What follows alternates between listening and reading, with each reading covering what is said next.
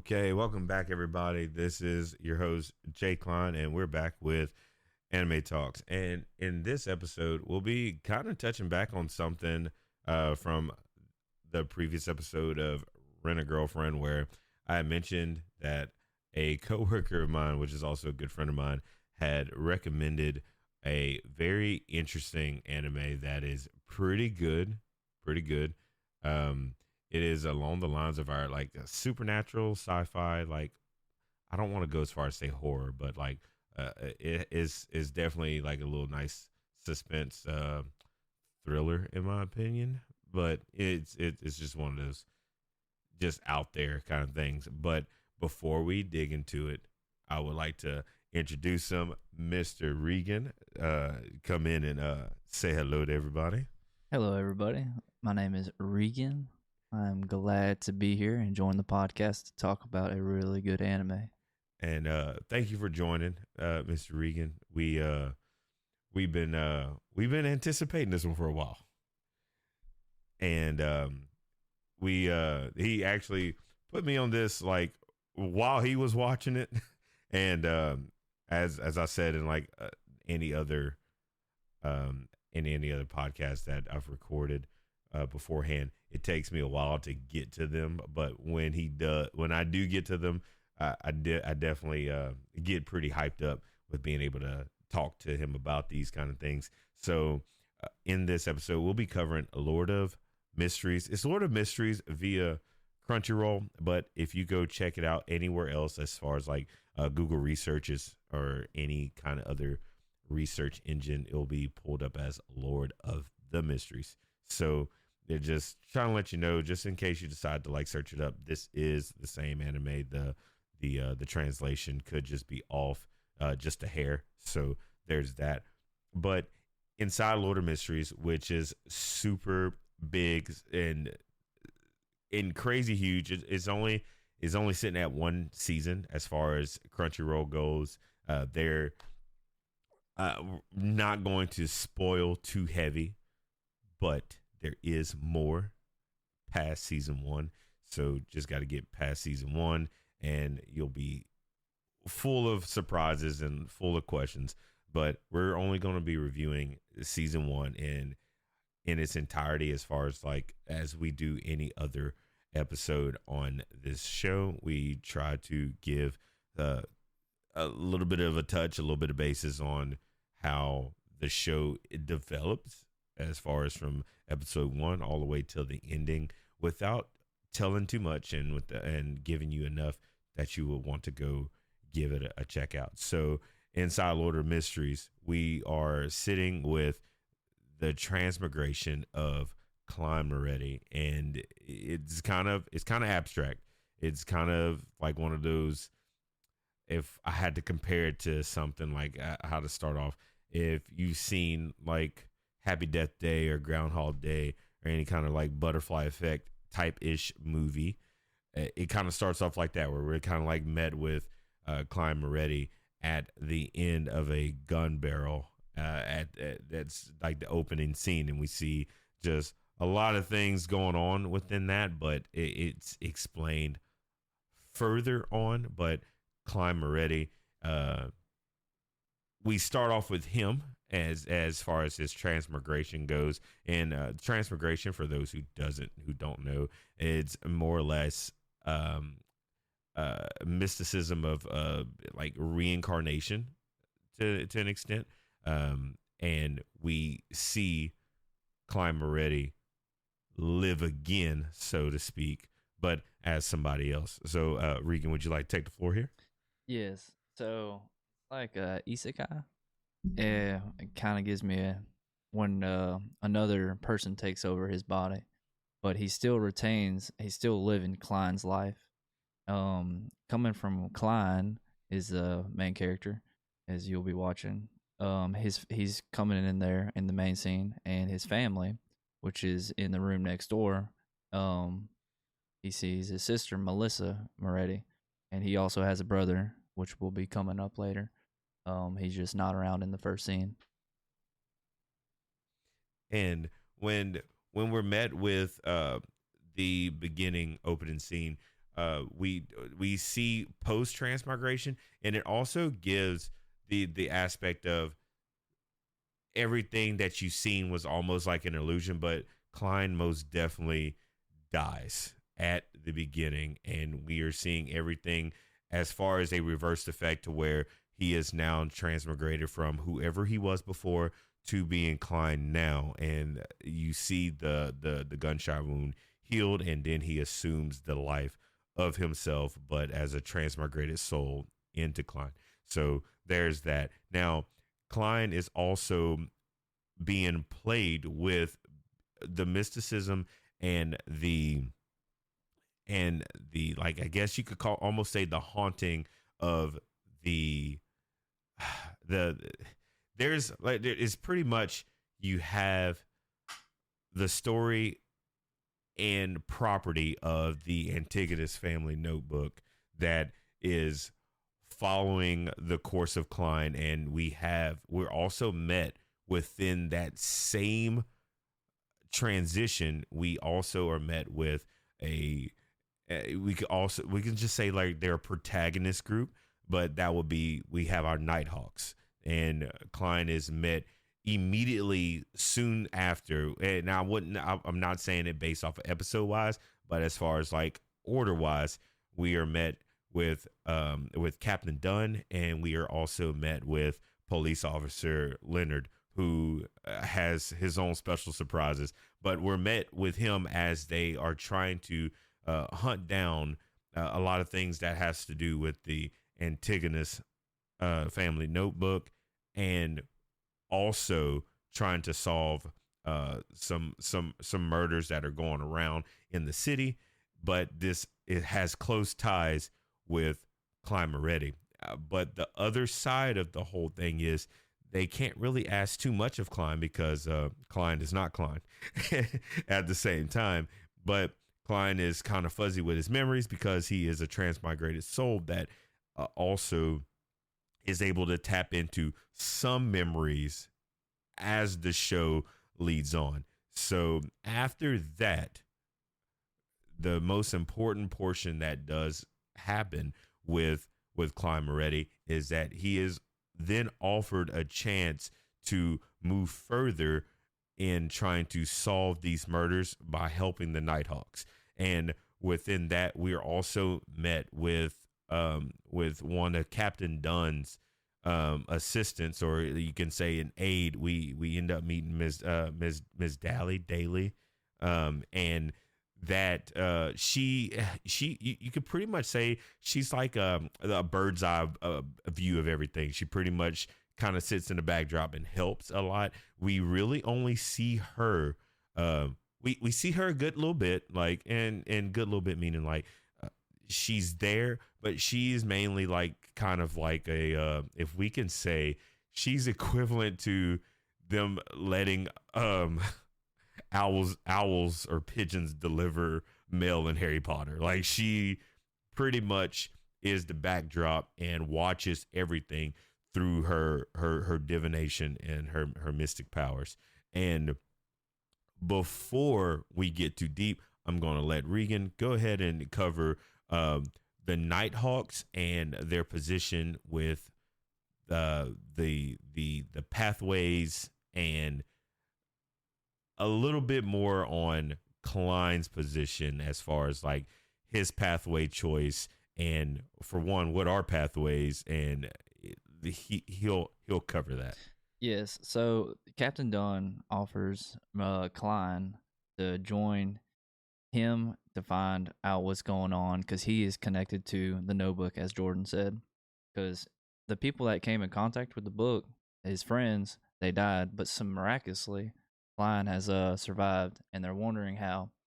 So Captain Dunn is questioning Moretti, Klein, to join the Nighthawks. The Nighthawks is a group, a faction that bands together, and they are Beyonders. Beyonders are these people that have supernatural abilities, but they have a pathway, certain pathways. Every person in the Nighthawks isn't all of them are not Beyonders. Some of them are civilians, because they have the Nighthawks are like the people, since they're in a police department in a sense, they handle the beyonder cases, and of course, not all civilians should know that they have like a mysterious group taking care of all the mysteries. They try to protect the civilians that don't know about it from being part of anything supernatural, anything of that sort. Now, Captain Dunn is the captain of the Nighthawks. He's the leader of the operation, and Leonard is also with Captain Dunn. He's like the police officer. It's mystery of what how the police, how he handles things. Like, you don't get all the information right off the bat. You're still learning him and learning these characters as we go. Um, but Klein does accept their offer, and he takes he chooses the seer pathway. The main reason he chose the seer pathway is because of Roselle's diary.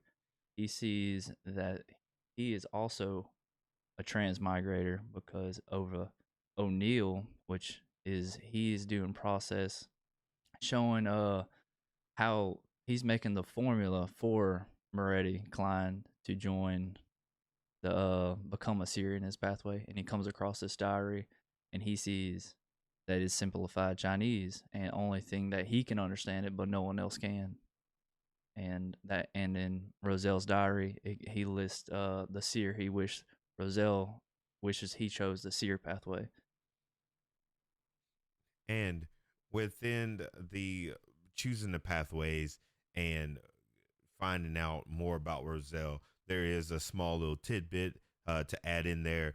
We do see Klein at one point beforehand. He ends up donning the ruler of the fog, as he is pretty much a god in his own right, where he's able to summon up a pretty much kind of like a noble knight round table, but it's like we're just going to call it the Hall of Fog at this point, where he erects all these things using his own mind, and he ends up summoning two entities to join him, and we are met with them as Augur the Hangman and Audrey of Justice, and now those titles, Hangman, Justice, and of course the head role, which would be Klein Moretti as the Fool. These are their tarot card entities that they embody. So, and for those who are into that, that is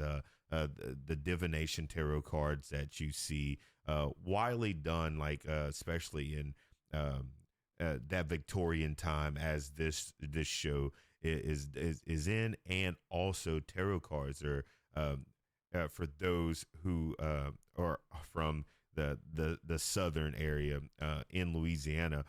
Tarot cards are actually something that was widely done in the New Orleans area way back in the day, to be able to tell to give sort of like kind of like how astrology is, to try to tell your future or to tell what is to come.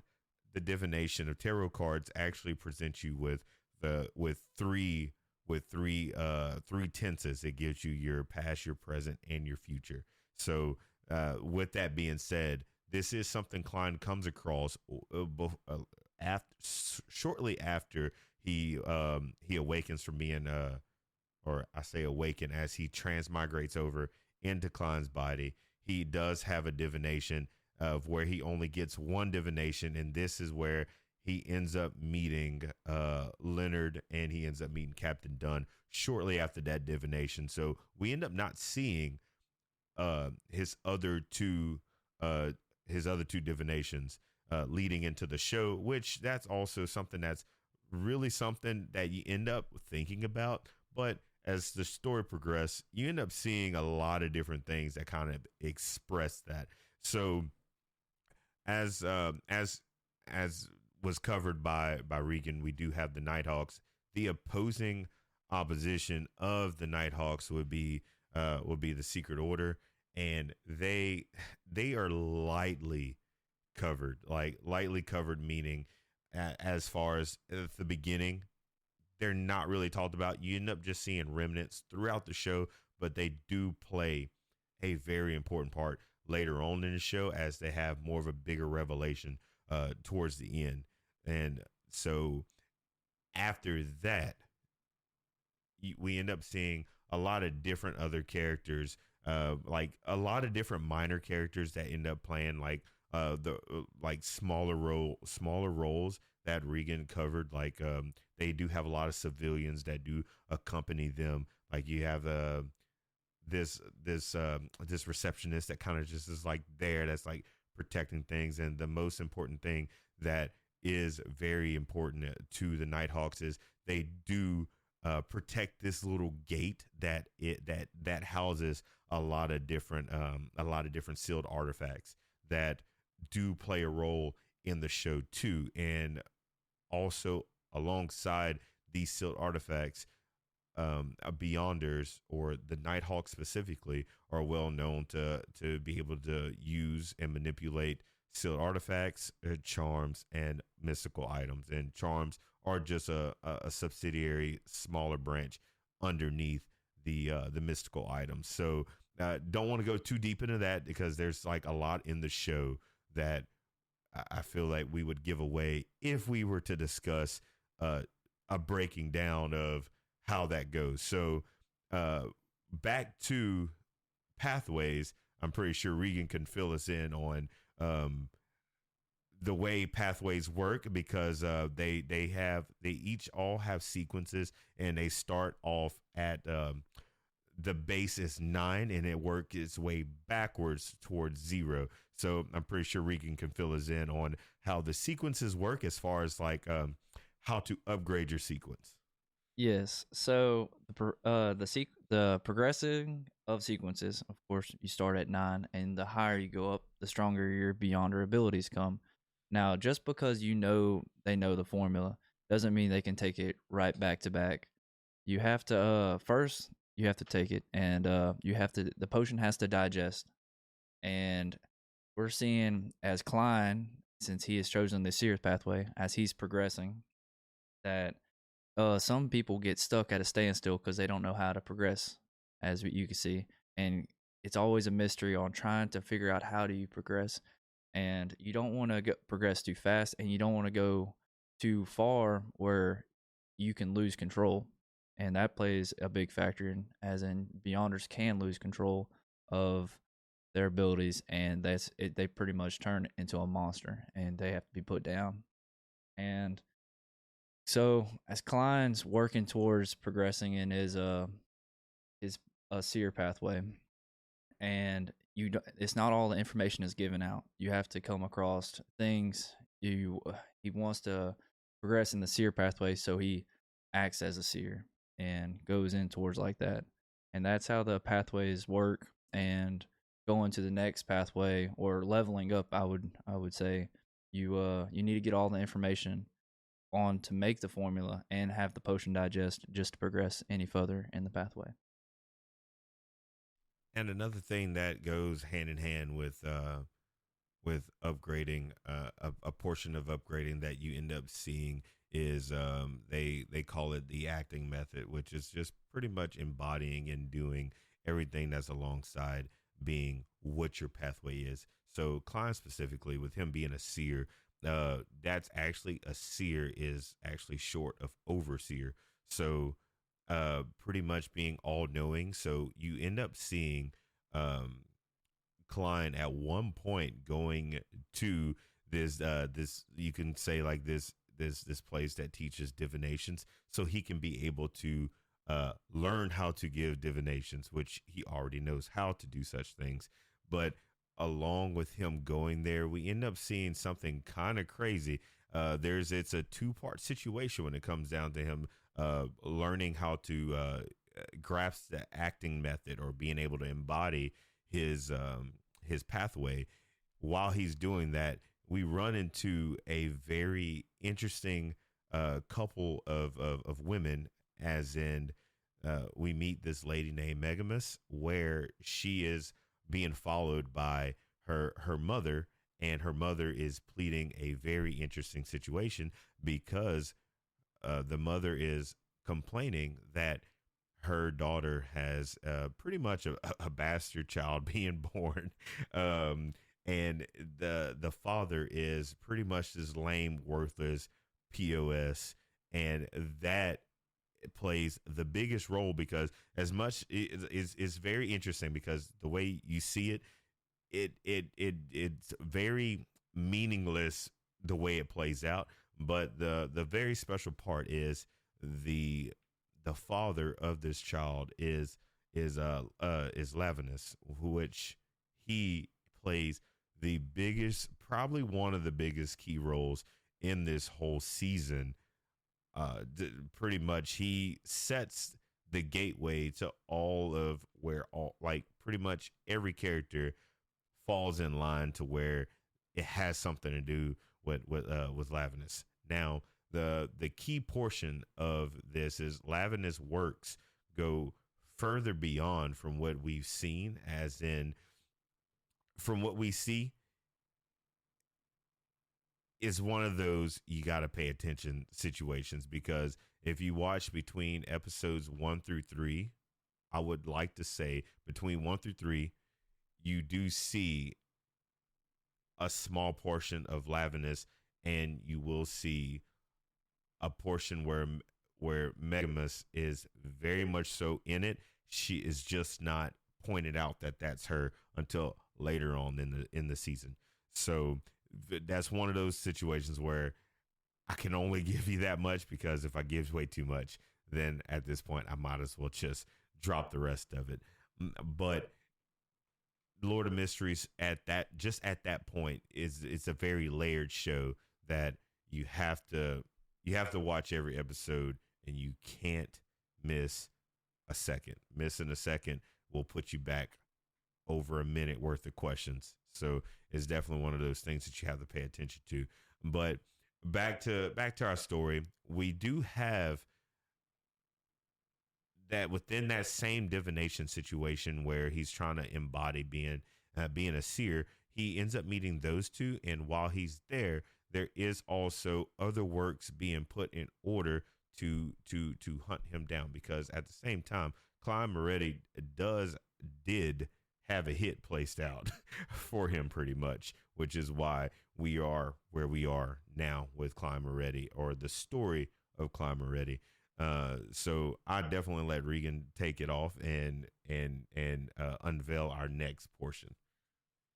So come across, and another person to keep in mind is part of the story is Professor Isaac, and he was Klein's previous professor, where Klein Moretti went to college, and Professor Isaac does notice that there is things going that Klein is different.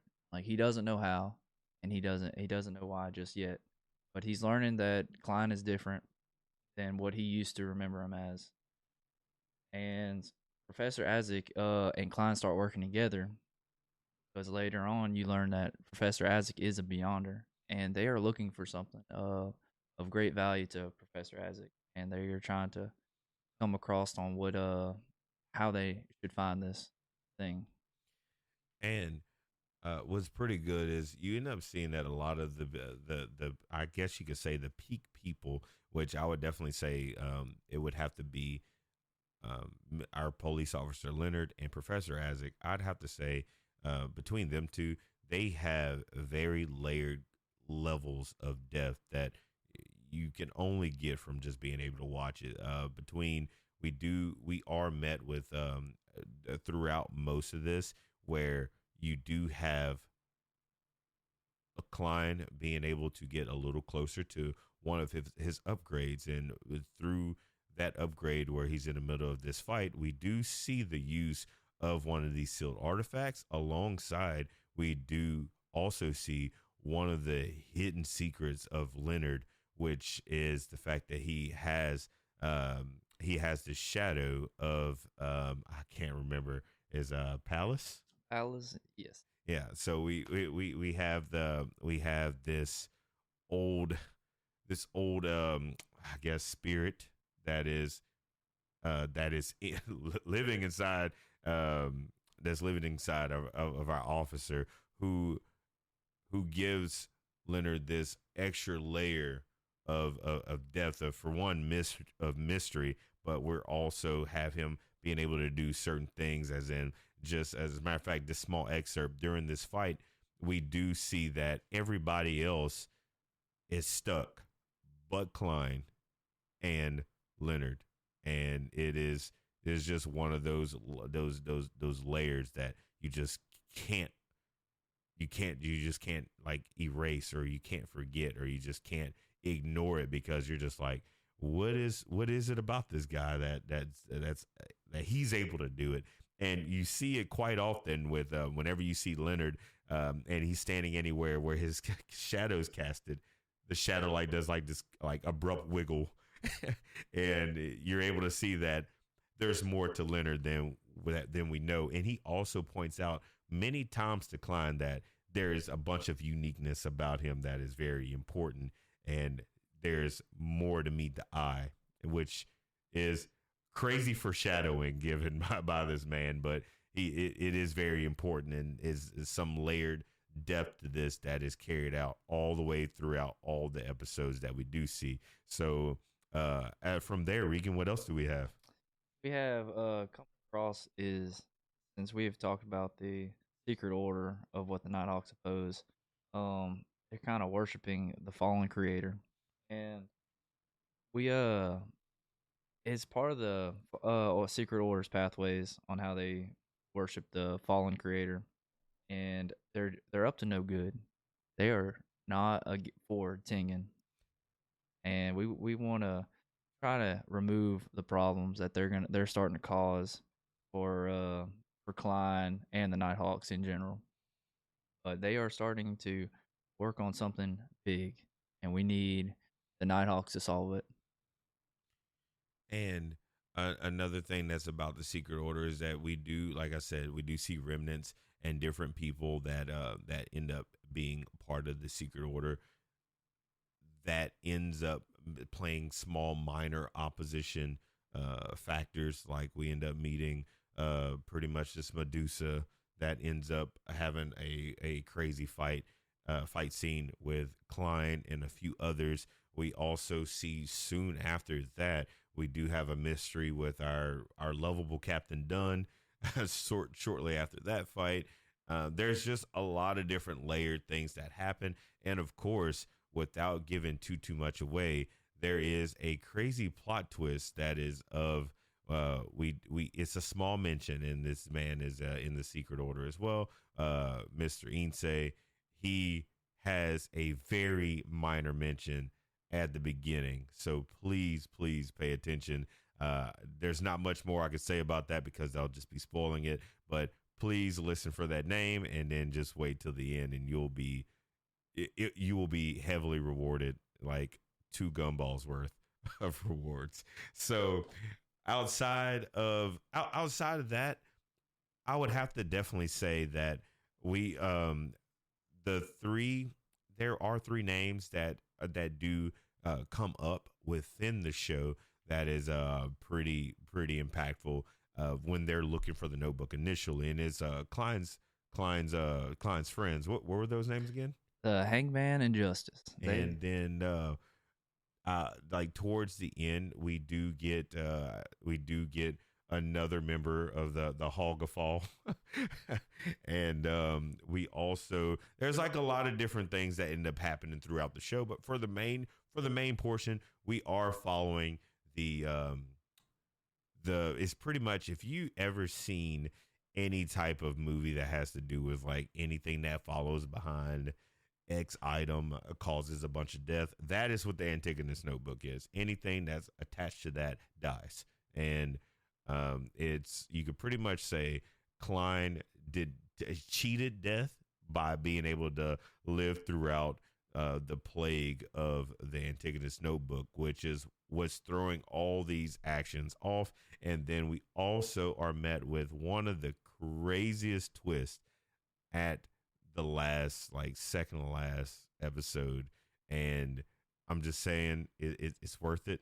The treat is going to be great. So outside of that, is there anything else that you would like to add to like our chronological timeline of the review so far? The way that the Hangman and Justice look at Klein, since they kind of look at him as the leader and kind of they see him having this extraordinary power. I mean, he summoned them to the Hall of Fog, and they're wondering like, who is this man? And they're still learning.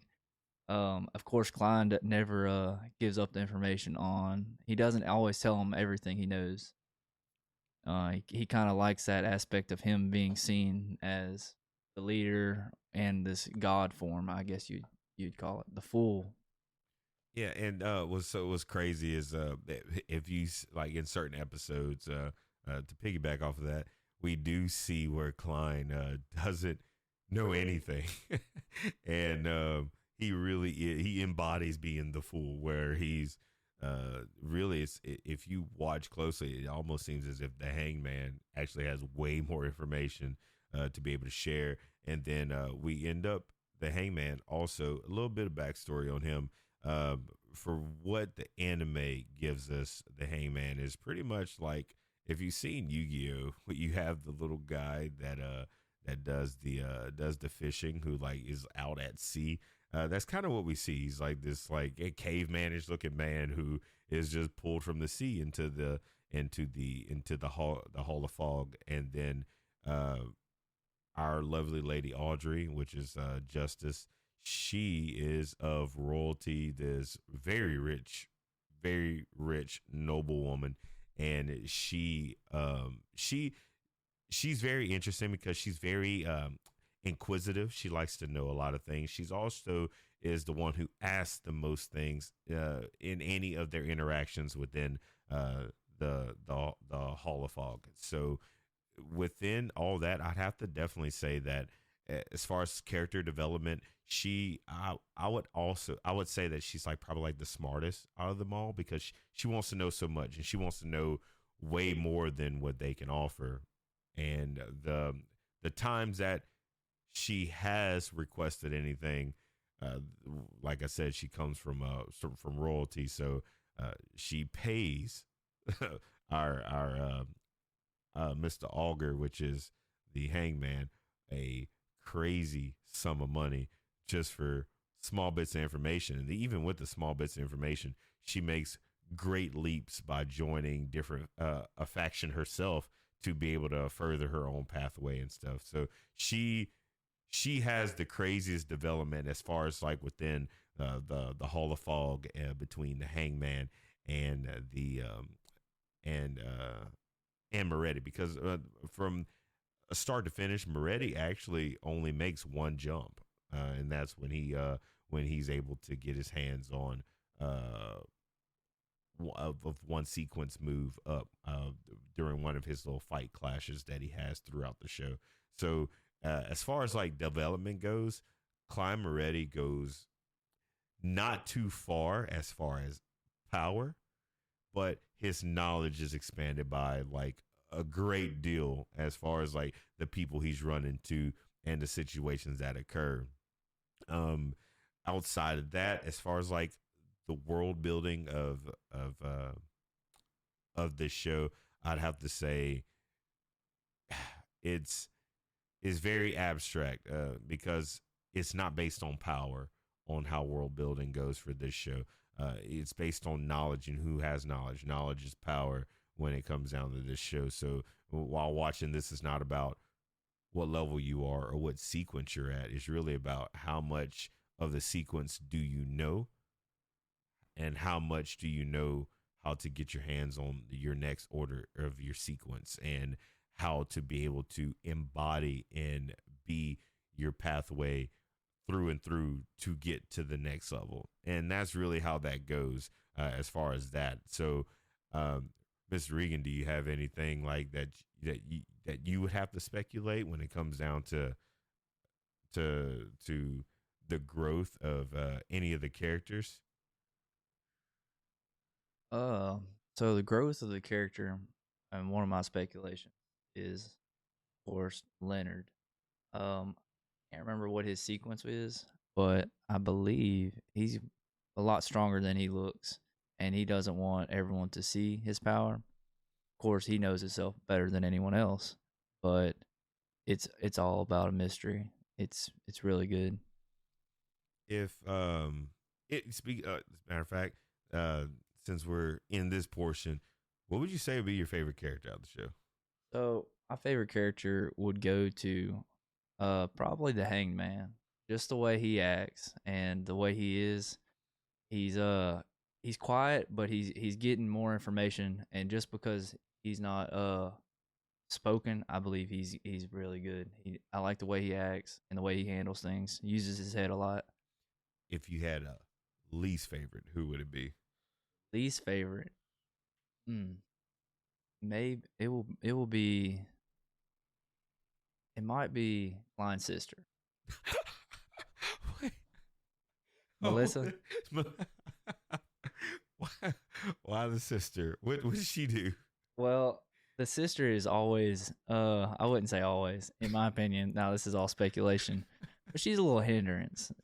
I mean, Klein's trying to get to work, trying to do some beyond her work, and it's a secret to her. And of course, she always wants she has this she wants him around. Of course, he still goes and does all of what he needs to do, but I mean, come on. Leave the man be. um, if you had to say where this anime sits is like if you can, because we do know it comes from the supernatural, sci-fi, horror genre. If you had to compare this to a different anime, what would you kind of like closely tied to if you had to put it somewhere? This anime mystery thriller type anime, how I would picture it would I might would tie this. I'm a Code Geass fan, and I like Code Geass. Of course, these animes are different, but they have the plot, how the plots kind of work out, which they're not same, but I would like to compare it to that, and just because how I enjoy it wise, and the thriller on that side, and the Mm-hmm. always learning something. Well, that's yeah. I if I let's see, I'm trying to think on where I can put it because like it's Lord of Mysteries is big. It's big, and there's a lot of stuff we didn't cover, mainly because of spoilers, and it's deep. The anime is really deep. So there is also there's a light novel on it. So if for those who want to dig further than season one, you're more than welcome to go check that out. I do recommend waiting. Just let it come out. They did really good. This I'd have to say, as far as like graphic wise, like it is beautiful on the eyes. Like you can watch that, and it is. I'd have to say it rivals I'd have to say it rivals Demon Slayer with like graphics. Like it's solid. Like you won't you won't regret it. And as far as like how layered it is, like as far as like the plot goes, the plot is really deep. It has its own twists. It has its own turns. We didn't really talk too much about that only because you don't want to like really give too much away because we want you to watch the show. There is a lot of death. There is a lot of death. There's a lot of people that die, whether it be major and or minor characters. There's a lot of characters that die that uh, that that play interesting roles, whether it be major and or minor. There's a lot of death. We don't want to leave that out because that's I feel like that plays a huge part in a lot of animes where if you don't see anybody die, it's really not that good. But seeing a little death kind of throws that that emotional wrench into it, and or the what's going to happen next because XYZ happened, and we are met with a very interesting the way that the story ends does set up, or not say the way the story ends, the way the season ends. We are set up with an obvious cliffhanger to open up for season two. We don't know when that's going to drop, but there is the way season one ends. We are going to be met with season two, so definitely get ready, watch it. I do recommend if you are one of those people that like and binge watch animes, be careful with this one. You will be done in like no time. because this anime is so good and it ends so well on a lot of the episodes has you wanting to hit the next button. You really want to know what's about to happen next or what the hell did I just watch? You know, it gives you a lot of good feels. It gives you that what's that word that you get a real good dopamine rush from watching it because it's so much information. I want to say back when Regan was telling me about it, he definitely told me first two episodes you're about to get like an overload of information.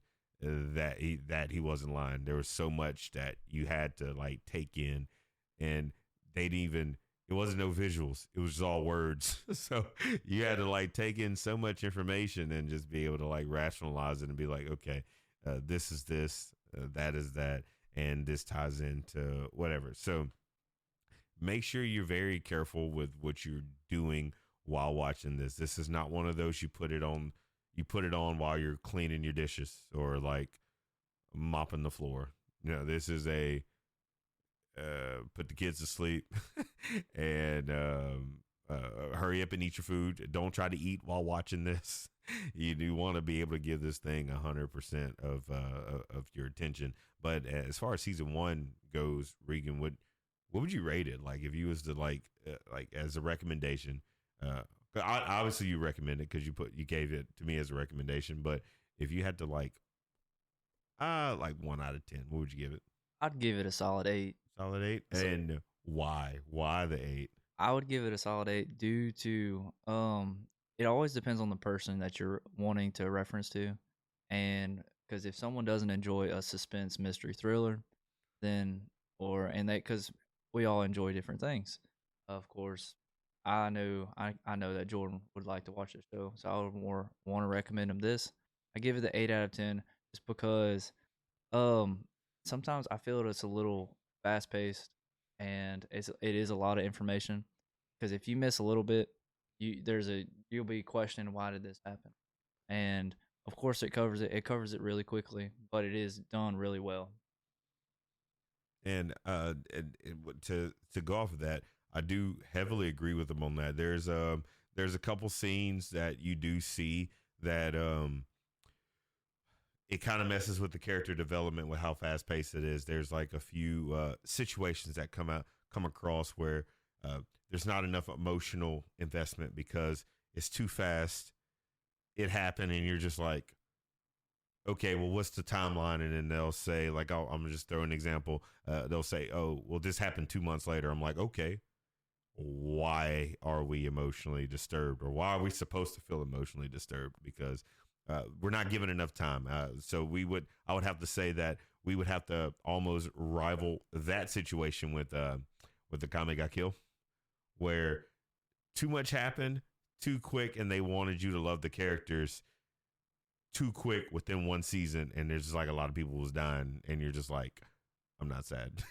So there's that, but outside of that, it's still good, still relatively good. I'd have to agree with him on that. That's a solid number. It's 8.5, solid number. Plot is good. Of course, if you're more into the depth of sci-fi, horror, supernatural, suspense thriller, this is the anime for you.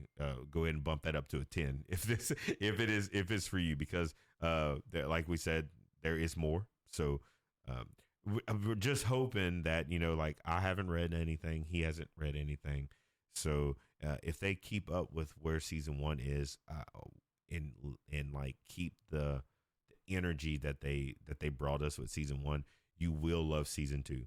And I mean, we're hoping we love season two.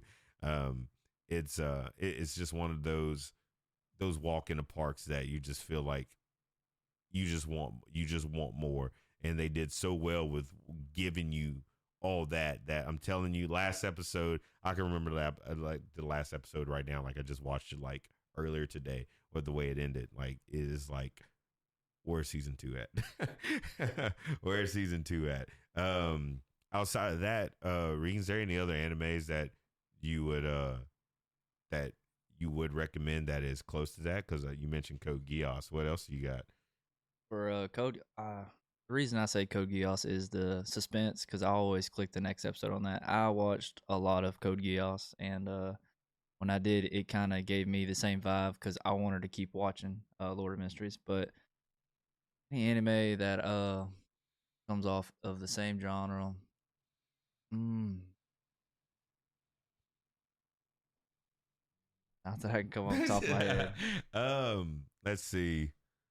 If we had to say like something close to that, what? Um, Tomodachi game. Tomodachi, Tomodachi game. Darwin's Game. Darwin's game. Yeah, like supernatural suspense thrillers that make you click the next button. Those are three that me and him both have watched all three of those. Other than I haven't watched Code Geass yet though. I haven't checked that out, but we have watched the other ones.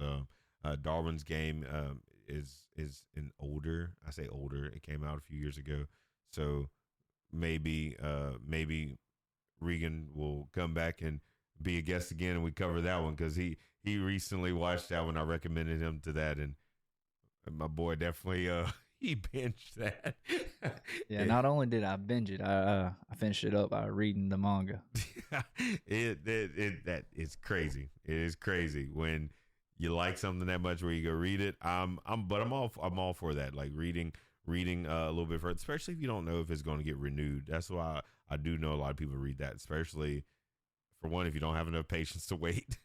But really the number one reason that a lot of people do read is because not knowing if it's going to get renewed. And with that being said, Regan did spot out there on the interwebs that we are slated to get 6 more seasons. Yes, of Lord of Mysteries. I think it's 5 seasons and a movie. I could be wrong, but I do know it is for sure coming, and they're expected to conclude it all in the decade. Yeah, so that's good. If you pace that out right, that means every other year we get a season, and we'll wrap up and probably get the movie. I'm pretty positive the movie, the way they do movies, we'll probably get another season and then the movie, or like probably another 2 seasons in a movie. Uh, sh- Shows rarely end with a movie.